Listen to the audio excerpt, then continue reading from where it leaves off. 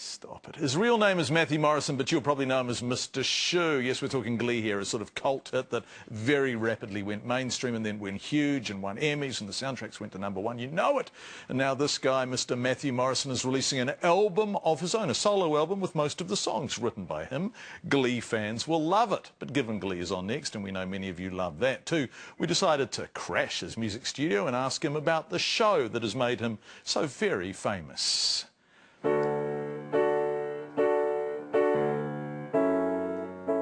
Matthew, I'm sorry to interrupt. Are you there, Matthew? Oh, hey, what's up, John? Oh, not much. How are you, Matthew? I am not unwell, my friend. Good to see you. Nice to see you. I'm sorry to drop in on you, you know, as you're playing the piano, just accidentally as we stumble in. But you must be buggered, Matthew, because you're doing media for the album like this. You're getting ready for the tour.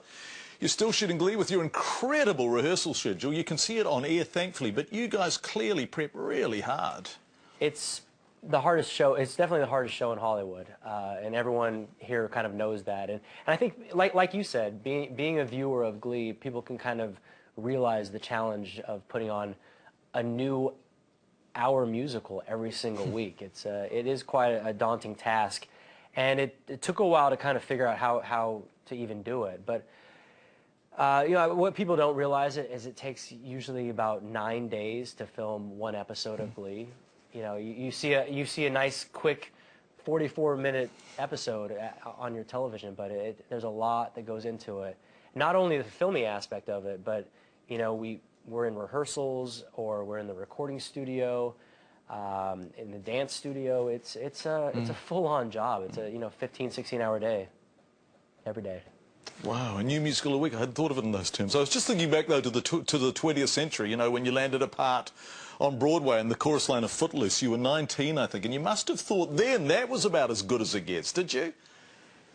You know, it honestly did feel like it was as good as it can get. I was 19 years old, and I got my first Broadway show, and I was, you know, in the ensemble. It was just, life was great. I was living in New York City, kind of, and my dream had always been to be on Broadway. So I was living my dream. It was amazing. And at some level there was a kind of innocence about that, or at least a kind of anonymity. Anyway, I think of the kind of scrutiny the Glee cast is under every day of your personal lives. It's absurd. Was it easier being Matthew Morrison before you were Will Schuster too? Well, yes and no. I'm really lucky in the fact that I really got to live out my 20s pretty much out of the spotlight. You know, I wasn't in the limelight, so I got to mess up and you know, make mistakes without people watching and really just have a fantastic time. And I think, you know, now that I'm in my 30s, I understand what it is a lot more, and I think I'm more ready for it. And I'm such a homebody now anyway, so it's not like they're not going to find me, you know. I'm not going to get a DUI or in the club, you know, doing stupid stuff. So it's good. I'm ready for this. In a way, I kind of feel bad for the kids on the show because I think they'll never have that, you know, that experience of being normal. In terms of being normal, it seems to me one of the great triumphs of Glee is that it makes everyone kind of equally normal or abnormal. Take your pick, you know, the teen pregnancy, the damaged and divorced teachers, the gay guy, the slappers, the Down syndrome characters, the needy, ambitious girl, the jocks, the blondes. Everyone's treated the same way, and that's kind of new in mainstream TV. Are you proud of that, you guys? Extremely proud. You know, coming from Broadway, I was kind of in the position where I had done a lot of television shows that, you know, never really saw the light of day.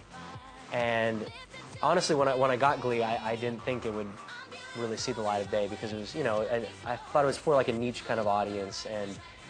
But to have it become what it has become is completely gratifying, and because it is about something, and especially before I even got into Glee, I was a big supporter of arts education because I think it's, you know, I wouldn't be where I am today without it, without a great public arts education.